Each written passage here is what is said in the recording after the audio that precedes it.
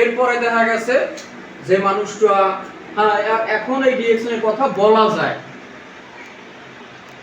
এই পরিস্থিতিতে সে আছে, মাথা ঠান্ডা আছে, মস্তিষ্ক ঠান্ডা আছে, কোনো সমস্যা নাই, ঠিক আছে।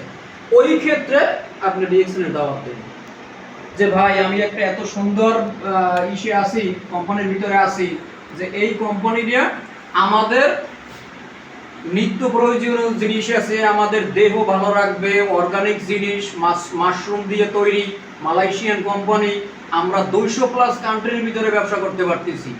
বাংলাদেশে বৈশা মালয়েশিয়ায় আমি জয়ের কিনা আমার চেনে, জীবনে চেনবে?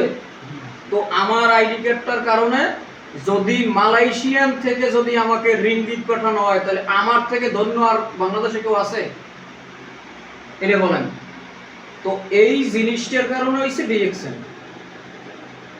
ডিএক্সএন বিষয় হইছে অল্প, ডিএক্সএন এর ভিতরে পণ্য ব্যবহার করেন, পণ্য শেয়ার করেন, প্লাস ধৈর্য করেন, 200+ কান্ট্রি